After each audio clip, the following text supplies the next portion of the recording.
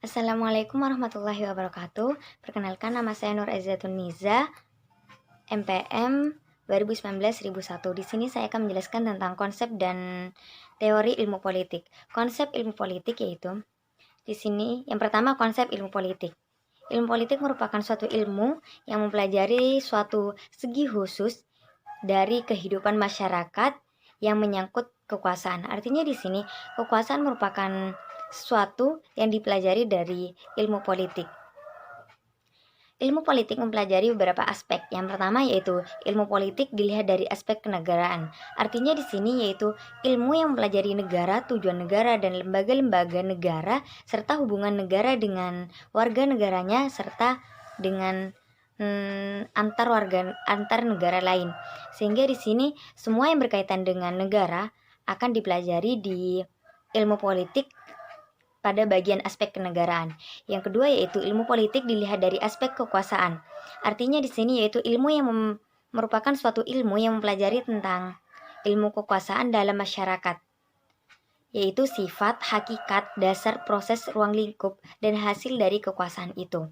Kemudian yang ketiga yaitu ilmu politik dilihat dari aspek kelakuan politik, yaitu ilmu yang mempelajari kelakuan politik dalam sistem politik yang meliputi budaya, politik, kekuasaan, kepentingan, dan kebijakan. Di sini dapat diartikan sebagai suatu budaya politik, yaitu seperti ketika kampanye, ketika pemilu, itu sudah ada budaya-budayanya tersendiri. Kemudian selanjutnya yaitu beberapa konsep pokok yang dipelajari dalam ilmu politik, yaitu negara. Negara adalah suatu organisasi dalam suatu wilayah yang mempunyai kekuasaan tertinggi yang sah dan ditaati oleh rakyatnya. Kemudian yang kedua yaitu kekuasaan adalah kemampuan seseorang atau suatu kelompok untuk mempengaruhi tingkah laku orang atau kelompok lain sesuai dengan keinginan dari pelakunya.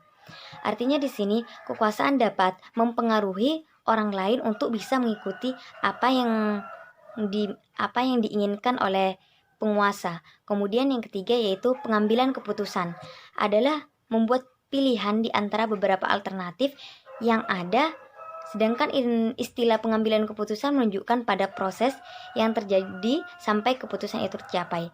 Semua keputusan yang ada dilakukan karena adanya beberapa alternatif atau beberapa pilihan. Kemudian yang keempat yaitu kebijakan umum. Kebijakan umum di sini yaitu kumpulan keputusan yang diambil oleh seseorang pelaku atau kelompok politik dalam usaha memilih tujuan-tujuan dan cara-cara untuk mencapai tujuan-tujuan tersebut. Kemudian yang kelima yaitu pembagian. Pembagian di sini dan berupa penjataan dari nilai-nilai dalam masyarakat yang ditekankan bahwa pembagian selalu tidak merata sehingga timbul konflik. Artinya di sini ketika terjadi pembagian atau penjataan sesuatu seperti tentang penjataan keluarga kurang mampu, itu terjadi ketidakmerataan sehingga terjadi konflik-konflik dalam masyarakat. Kemudian yang kedua saya akan menjelaskan tentang teori ilmu politik. Politik merupakan proses pembentukan dan pembagian kekuasaan dalam masyarakat yang antara lain berwujud proses pembuatan keputusan, khususnya dalam negara, sehingga politik di sini merupakan suatu pembagian kekuasaan yang akan menjalankan suatu negara. Kemudian di sini juga saya akan menjelaskan tentang sudut pandang yang berbeda dari politik, yaitu politik adalah suatu usaha yang ditempuh warga negara untuk mewujudkan kebaikan bersama atau teori klasik yang dijelaskan oleh teori klasik Aristoteles. Kemudian yang kedua yaitu politik. Politik merupakan hal yang berkaitan dengan penyelenggaraan pemerintahan dan negara. Sehingga semua penyelenggaraan pemerintahan dan negara yang berkaitan dengan hal-hal tersebut merupakan suatu politik. Yang ketiga yang itu politik. Politik merupakan kegiatan yang diarahkan untuk mendapatkan dan mempertahankan kekuasaan di masyarakat. Seseorang yang sudah menjadi penguasa akan selalu atau berkeinginan untuk mempertahankan kekuasaan yang dimilikinya sekarang untuk bisa berlanjut di kemudian hari. Kemudian yang keempat yaitu politik adalah segala sesuatu tentang proses perumusan dan pelaksanaan kebijakan publik. Teori politik merupakan kajian mengenai konsep penentuan tujuan politik, bagaimana mencapai tujuan tersebut, serta segala konsekuensinya. Di sini terdapat 3 penteorian dalam ilmu politik. Yang pertama yaitu teori politik empiris, yang kedua teori politik formal, dan yang ketiga yaitu teori politik normatif. Di sini saya akan menjelaskan tentang teori politik empiris. Empiris di sini yaitu digunakan untuk mengacu pada bagian-bagian teoritis ilmu politik, yaitu tentang teori-teorinya saja, teori-teori yang ada di dalam ilmu politik tersebut. Kemudian yang kedua yaitu teori politik formal, yaitu teori politik yang kadang-kadang dirasakan tumpang tindihnya dengan teori sosial maupun teori publik. Tidak ada aturan keputusan yang secara simultan dapat memenuhi sejumlah kondisi yang sangat masuk akal. Yang ketiga yaitu teori politik normatif, merupakan suatu teori politik yang paling dekat dengan enterprise tradisional. Sejauh ini berkenaan dengan kebijakan politik, tujuannya adalah meletakkan prinsip-prinsip otoritas, kebebasan, dan keadilan. Kemudian mengkhususkan pada tatanan sosial untuk memenuhi prinsip-prinsip tersebut. Tugas teori politik merupakan pandangan ini adalah menjelajahi apa makna kebebasan dan kemudian menerapkannya pada masalah-masalah praktis. Yang kedua yaitu untuk menemukan landasan tujuan dalam mendukung prinsip-prinsip politik yang mendasar. Mungkin hanya itu saja penjelasan tentang konsep dan teori ilmu politik yang bisa saya sampaikan. Kurang lebihnya mohon maaf. Wassalamualaikum warahmatullahi wabarakatuh.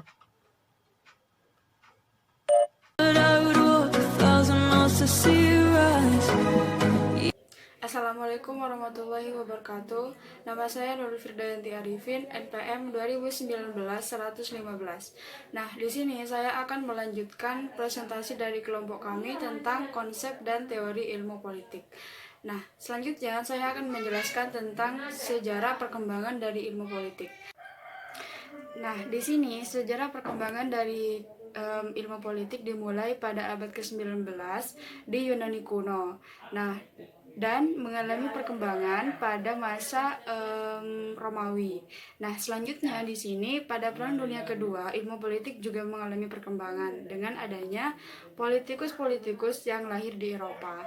Nah, di Indonesia sendiri perkembangan dari ilmu politik ini dimulai pada abad ke-13 dengan ditemukannya suatu kitab-kitab yang ada di Indonesia. Juga lahirnya universitas-universitas yang menyediakan fakultas dari ilmu politik. Selanjutnya adalah ruang lingkup ilmu politik. Nah, di sini ruang lingkup ilmu politik itu sangat banyak sekali dan sangat luas. Nah, saat ini ruang lingkup ilmu politik ini dapat dilihat dari beberapa cakupan. Yang pertama adalah bidang kebijaksanaan pemerintah. Nah, di sini bidang kebijaksanaan pemerintah ini terkandung banyak sekali ilmu politik, sebab di dalam suatu pemerintahan ataupun pemerintah banyak sekali menggunakan konsep atau teori-teori dalam politik. Selanjutnya yang kedua adalah bidang ekonomi politik. Nah, di sini ilmu politik berfungsi sebagai suatu penghubung antara ilmu ekonomi dengan ilmu politik. Selanjutnya adalah sosiologi politik. Nah, sosiologi sendiri adalah ilmu yang mempelajari tentang hubungan antara manusia dengan lingkungannya atau dengan budayanya. Nah, di sini politik berperan sebagai suatu ilmu yang nantinya akan mempelajari tata cara bagaimana menghubungkan antara ilmu politik dengan ilmu sosiologi. Selanjutnya adalah bidang pelayanan publik atau bidang pelayanan politik. Nah, bisa kita lihat dari adanya penerapan dari teori ilmu politik dengan adanya kampanye ataupun proses-proses politik lainnya. Nah, mungkin itu saja yang dapat saya sampaikan. Selanjutnya akan diteruskan oleh kelompok kami. Terima kasih.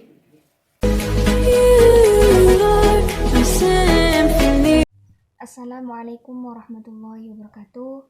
Perkenalkan, nama saya Alfiris Jana dari Fakultas Keguruan dan Ilmu Pendidikan semester 2, Program Studi Pendidikan Guru Sekolah Dasar. Di sini saya akan melanjutkan materi dari Mbak Firda, yaitu tentang tujuan dan juga fungsi ilmu politik. Yang pertama yaitu perspektif intelektual, di mana perspektif ini memiliki tujuan sebagai tindakan politik.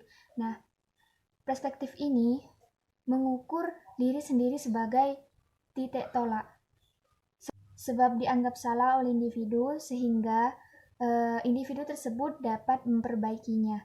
Nah, yang kedua yaitu perspektif politik. Nah, pandangan ini tidak banyak berbeda dengan intelektual. Pada pandangan ini mampu memasukkan masalah politik dalam pelayanan suatu kepentingan atau tujuan politik. Jika tujuan politisi memperoleh kekuasaan, maka tujuan kedua yaitu mempertahankan kekuasaan. Yang ketiga yaitu perspektif ilmu politik. Nah, politik ini dipandang sebagai ilmu, berarti memandang kebutuhan ke depannya untuk meramalkan akibat tindakan politik maupun kebijakan politisi. Dengan demikian, politik sebagai ilmu menaruh perhatian pada dalil, keabsahan, percobaan, hukum, dan juga keragaman. Yang selanjutnya yaitu hubungan ilmu politik dengan ilmu sosial lainnya. Yang pertama yaitu hubungan ilmu politik dengan ilmu sosiologi. Terkaitannya antara hubungan ilmu politik dan ilmu sosiologi, di mana sosiologi ini banyak membantu memahami latar belakang susunan dan pola kehidupan sosial dari berbagai golongan dan kelompok dalam masyarakat. Sebab menggunakan pengertian konsep, generalisasi, serta teori ilmu sosial, para ahli ilmu politik dapat mengetahui sampai di mana susunan dan stratifikasi sosial itu dapat memengaruhi ataupun dipengaruhi oleh keputusan kebijaksanaan, sumber-sumber kewenangan politik, kontrol sosial, perubahan sosial maupun corak dan sifat keabsahan politik.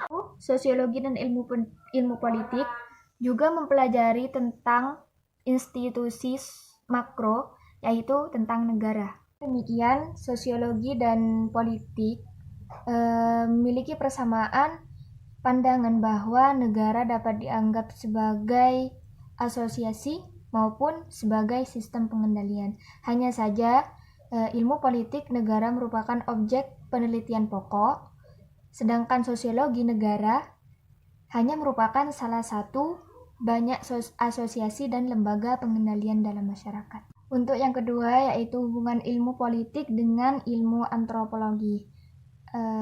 Kita tahu bahwa tampak pada pengertian dan teori-teori tentang kedudukan serta peranan satuan sosial budaya yang lebih kecil dan juga sederhana. Antropologi memusatkan perhatian pada masyarakat dan kebudayaan di desa-desa, sedangkan sosiologi memusatkan pada masyarakat kota yang terpengaruh dengan bagaimana perkembangan ekonomi dan teknologi modern. Lambat laun, antara antropologi dan juga sosiologi memengaruhi baik dalam objek penelitian maupun pembinaan. Dan sekarang ini perhatian sarjana politik lebih memusatkan pada antropologi yang makin meningkat, sejalan dengan bertambahnya perhatian dan penelitian tentang kebudayaan serta usaha modernisasi politik di negara-negara baru. Sejalan dengan itu, sekarang ini pengaruh dalam bidang teori, khususnya dalam menunjukkan perbedaan struktur sosial serta pola-pola kebudayaan yang berbeda-beda tiap-tiap masyarakat. Antropologi telah berpengaruh dalam bidang metodologi penelitian ilmu politik. Yang ketiga yaitu hubungan ilmu politik dengan sejarah. Nah, merupakan dua kajian yang sangat penting kontribusinya dan saling mempengaruhi.